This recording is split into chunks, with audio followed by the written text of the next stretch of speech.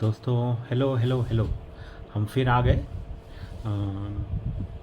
गुणपद के अध्याय के साथ। हमने शुरुआत करी थी कुछ शब्दावली से, गुणांक, घातांक, बीजीय, व्यंजक, इन तरह की शब्दावली से, क्योंकि ये ज़रूरी होता है। आपके एग्ज़ाम्स में परिभाषाएं भी पूछी जाती हैं, तो इसलिए इतनी सारी परिभाषाएं अंदर डाल देते हैं, इतने टर्म्स होते हैं, तो एक तरह से अच्छा होता है कि थोड़ा सा रिविजन हो जाए। तो हम जल्दी से इस बार जो बाकी के कुछ टर्म्स हैं उनको कवर करेंगे और फिर प्रश्नावली 2.1 पे जाएंगे, जो पूछा गया था। फिर उसके बाद नेक्स्ट, ठीक है। तो चलते हैं, हम देखेंगे कि जो हमने पहले बीजीय व्यंजक के बारे में पढ़ा था। बीजीय व्यंजक क्या होता है, जिसको अंग्रेज़ी में एल्जेब्रिक एक्सप्रेशन कहा जाता है। ये बीजीय एक शब्द है ना। तो ये बीजगणित का एक सेंटेंस होता है और उसमें चर होते हैं, चरों के द्वारा ये रचित होता है। तो बात ये है कि ज़रूरत कहाँ पड़ती है इनकी और कहाँ इनका इस्तेमाल होता है। ये एक क्वेश्चन है, वैलिड क्वेश्चन है। आप पूछेंगे भाई ये क्या पढ़ा रहे हो, क्यों एक्स कहाँ से आ गया। तो इसका एक जल्दी से उदाहरण जो आपकी किताब में है वो लेंगे हम लोग, जिससे आपको जनरली समझ में आएगा कि ये हम क्या पढ़ रहे हैं और उसका रियल लाइफ में वो क्यों ज़रूरी है, ठीक है। तो आप ये देखेंगे कि इसका एक उदाहरण जो किताब में दिया हुआ है, और बहुत सारे उदाहरण हैं। ये एक स्क्वायर है ना। इसका साइड्स हैं एक्स और एक्स क्यों बोल रखा है कि भाई बात यह है कि हम एक जनरल एक फॉर्मूला बनाना चाहते हैं स्क्वायर का, है ना। कि स्क्वायर का साइड तो कुछ भी सकता है, 1 2 3 4 5 6 7 8, वो मिलियन तक जा सकता है। हर एक का एरिया अलग होगा, लेकिन आपने अगर एक फॉर्मूला बना दिया है एक जनरल रूप से, तो उससे क्या है, उसमें आप जो पर्टिकुलर जो विशेष जो उसका मूल्य है, जो मान है, डाल सकते हैं और उससे आपको एरिया मिल सकता है। तो इस केस में x और x रखा है। x मतलब कोई भी वैल्यू, x और x रखा है हमने, स्क्वायर का साइड x। तो स्क्वायर का एरिया क्या होता है हमें मालूम है, इन दोनों को मल्टीप्लाई करते हैं तो उससे x स्क्वायर्ड मिलता है। और ये जो x स्क्वायर्ड जो है, ये एक बीजीय व्यंजक का उदाहरण है। एक्स स्क्वायर्ड भी एक बीजीय व्यंजक है, ठीक है। लिखने का तरीका है अलजेब्रा में। तो ये जस्ट एक क्या कहते हैं, आइडिया हो गया। इस तरह से आपको बाद में हम बताएंगे, आपको मालूम भी पड़ेगा कि हमने शायद दिखाया भी था आपको, कि बताया था आपको कि कई बार जैसे ग्राफ होते हैं दूरी और समय के, आई थिंक दूरी का, और अगर असमान उसमें त्वरण हो या गति भी असमान हो, वेग उसका असमान हो, तो उसका जो वेग अगर बढ़ रहा है, और ये क्या है, समय और दूरी नहीं, से वेग और दूरी, वेग। तो ग्राफ जो है ना, सीधी लाइन नहीं भी होकर, सीधी लाइन का मतलब होता है समान रूप से बढ़ रहा है। अगर असमान है तो ग्राफ यूं हो सकता है, कर्व हो सकता है। और कोई भी जो कर्व होता है ना, उसको बीजीय व्यंजक के द्वारा ही हम व्यक्त कर सकते हैं, ठीक है। ये हम बाद में देखेंगे। तो ये हमने जल्दी से एक उदाहरण दे दिया, आपको रिफ्रेश भी करवा दिया कि भाई ये गुणपद चीज़ क्या है, इसमें ये बीजीय व्यंजक क्या है, ये क्यों पढ़ाया क्यों जा रहा है। एनीवे, इसके बाद में, क्योंकि इसके रियल वर्ल्ड में, असली दुनिया में इसके एप्लीकेशंस हैं, तो इसके बाद में जो कुछ शब्दावली जो परिभाषाएं आती हैं, वो एक चर वाला बहुपद। हमने बताया था कि चर ये होते हैं एक्स वाले चर होते हैं। चर मतलब इनका जो मान है, जो वैल्यू है, वो अलग अलग हो सकता है, बदल सकता है। क्यों एक चर वाले हैं, क्योंकि इसमें एक ही ये अल्फ़ाबेट यूज़ किया गया, एक्स वाई नहीं है, केवल एक्स। तो ये एक चर वाला बहुपद कहलाता है। जैसे x cube minus x square plus 5x plus 3 x। हाँ, इनके ये जो घातांक हैं ये अलग अलग हैं, लेकिन चर एक ही है। अच्छा, अब चूंकि ये जो पूरा जो ये है इसको बहुपद कहते हैं, this whole thing is a बहुपद, ये बहुपद है। तो इसके ये हमने बताए थे कि इसके जितने ये मेंबर्स हैं ना, 1 2 3 4, ये सारे पद कहलाते हैं। तो जिस इसमें जैसे 4 हैं, 4 पद हैं, तो जिस बहुपद में 2 पद होते हैं उनको उसको द्विपद कहते हैं। मैंने इसलिए इसको चुना क्योंकि अंग्रेज़ी में इसके ऊपर काफ़ी सारे आप बाद में भी इसको अंग्रेज़ी में क्या मतलब हिंदी में भी आप पढ़ेंगे, लेकिन अंग्रेज़ी में ये बहुत फेमस है। इसके एक थ्योरम भी है, इसको बाइनॉमियल कहते हैं। बाइनॉमियल, बाई मतलब 2, जबकि गुणपद को पॉलीनॉमियल कहते हैं। बहुत, पॉली मतलब मोर देन 1, बाइनॉमियल, ठीक है। अच्छा, अब जैसे ये जो गुणपद हैं इसमें घातांक जो हैं, ये इसका 3 है, इसका 2 है, इसका कितना है, 1 है ना, x to the power 1 is x। तो एक घात वाला जो बहुपद होता है उसको रैखिक बहुपद कहते हैं, लिनियर पॉलिनॉमियल। जैसे 3x 7y, ऐसे अगर बीजीय व्यंजक हो तो इनको एक घात वाले बहुपद कहते हैं।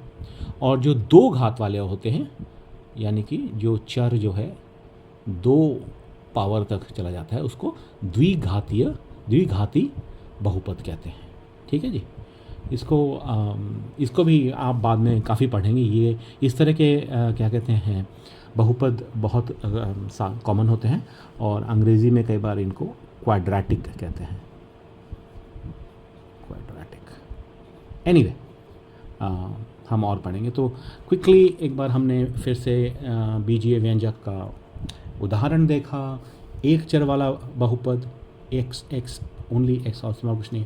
2 पद वाले बहुपद उसको द्विपद कहते हैं। एक घात वाला बहुपद रैखिक बहुपद कहते हैं, यानी कि एक ही है, टू द पावर 1।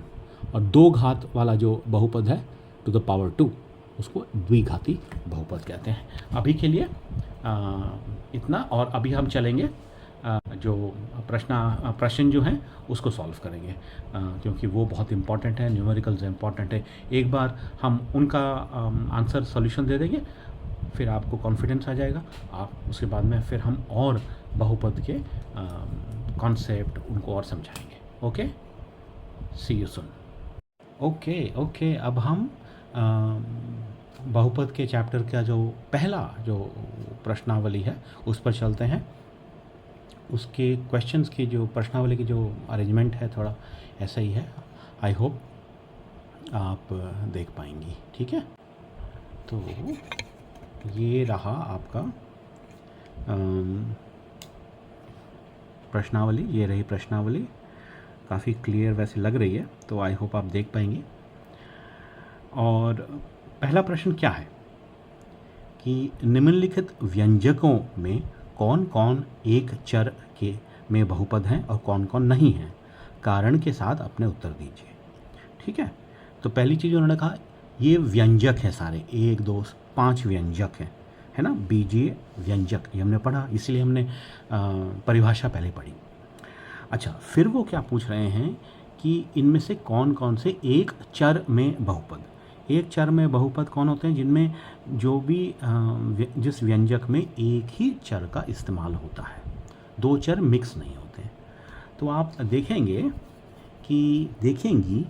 कि इसमें देखिए केवल x है, इसमें देखिए केवल y है, इसमें देखिए केवल t है ना, t है, इसमें देखिए केवल y है, इसमें देखिए क्या है, लेकिन इसमें x भी है, y भी है, t भी है। तो नंबर 5 को छोड़ के बाकी सारे एक चर में बहुपद हैं, क्योंकि इनमें एक ही चर के साथ व्यंजक बनाया गया है, बीजीय व्यंजक बनाया गया है। लेकिन पाँचवें में तीन तीन व्यंजक हैं। ओके, आप इस वीडियो के बाद में खुद ये एक्सरसाइज फिर से कर सकती हैं, इसको आपको और अच्छा आइडिया लग जाएगा। चलिए 2 नंबर करते हैं। निम्नलिखित में से प्रत्येक में एक्स स्क्वायर का गुणांक लिखिए, है ना। हमने क्या पढ़ा था कि गुणांक क्या होता है कि चर के सामने ज़्यादातर जो भी अचर होता है उसको हम गुणांक या फिर कोएफिशिएंट इंग्लिश में कहते हैं। तो चलिए देखते हैं क्या क्या है। आप सोचिए खूब, एक्स स्क्वायर के सामने कह रहे हैं ये लोग, हैं जी, एक्स स्क्वायर का गुणांक क्या है। तो पहले व्यंजक में ये एक्स स्क्वायर है ना। इसके सामने क्या है, कुछ लिखा है, अचर कोई लिखा है? लिखा नहीं है, लेकिन हम मान सकते हैं कि अचर है 1, क्योंकि 1 times x square is equal to x square. तो ये होगा 1, इसका गुणांक 1 है। अच्छा, फिर दूसरे में जाते हैं, इस वाले में ये भी एक्स स्क्वायर है, लेकिन यहाँ क्या है, माइनस है ये। तो इसके सामने हमें मानना पड़ेगा कि जो गुणांक है वो -1 है। ठीक है, यहाँ +1 था, ये -1। अच्छा जी, तीसरे में आ जाइए, यहाँ भी एक्स स्क्वायर्ड है। ठीक है, तो इसमें क्या इसका गुणांक है, ये π/2 ये गुणांक है। और चौथे में तो है ही नहीं, एक्स स्क्वायर ही नहीं है, तो कुछ नहीं होगा इसमें। तो इसमें एक्स स्क्वायर का गुणांक ही नहीं होगा। ठीक है, सिंपल। ये थोड़ा सा कंफ्यूज करने वाला है, लेकिन इसमें एक्स स्क्वायर का गुणांक ही नहीं है। इसमें क्या है, π/2 है, इसके सामने क्या है, π/2। π/2 अचर है मल्टीप्लाइड बाय एक्स स्क्वायर जो चर है। ठीक है, आई होप ये समझ में आ गया। हाँ, अच्छा, नंबर 3, राइट। 35 घात के द्विपद का और 100 घात के एकपदी का एक एक उदाहरण दीजिए। ओके, कैसे करें इसको, वापस अपने बोर्ड पे जाते हैं और 3 नंबर देखते हैं। ये देखिए 3 नंबर में क्या है, 35 घात, तो x raise to the power 35 और ये हमें चाहिए द्विपदी, इसमें 2 पद होने चाहिए। x, तो x रेज़ टू द 35 + 7 कर दिया मैंने। आप कुछ भी कर सकती हैं, है ना। इसमें आप ऐसे भी लिख सकते हैं, x रेज़ टू द 35, घात तो 35 होना चाहिए, + 3x कर सकती हैं, द्विपद है तो द्विपद बना दीजिए। और दूसरा वाला 100 के घात का एकपदी, तो ये x raise to the power 100। यहाँ आप y भी लगा सकती हैं, कोई भी चर है आप इस्तेमाल कर सकते हो, y टू द पावर 100 कर सकते हो। ठीक है, आई होप ये समझ में आ गया। फिर देखिएगा इनको। ओके, अब नंबर हम 4 पे जाते हैं। निम्नलिखित बहुपदों में से प्रत्येक बहुपद की घात लिखिए।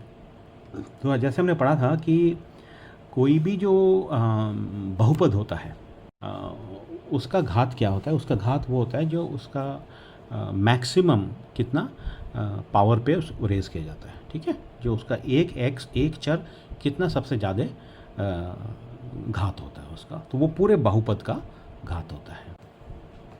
तो इसका आंसर हम फिर देख लेते हैं। तो 5x³ + 4x² + 7x, तो इसमें x तो चर है ना, तो सबसे ज़्यादा इस चर का कितना है, 3, तो ये 3 होगा इसका घात। 2 नंबर में चर कौन सा है, y है, y का पावर क्या है, 2, घात क्या है, 2, तो पूरे बहुपद का घात क्या होगा, 2। 5t - √7, t क्या है, चर है, उसका घात क्या है, 1। किसी भी चर का टू द पावर 1 वही रह जाता है। सो इसका घात, इस पूरे बहुपद का घात 1 है। और ये है 3, ये शून्य बहुपद कहलाता है। 3 × x रेज़ टू पावर 0, कोई भी चीज़ रेज़ टू पावर 0 1 होती है, तो 3 × 1 3 रहता है, तो इसका घात 0 है। ये जो कि यहाँ की मैंने लिखा हुआ है, और मैं आपको थोड़ा फिर से लास्ट वाले का शून्य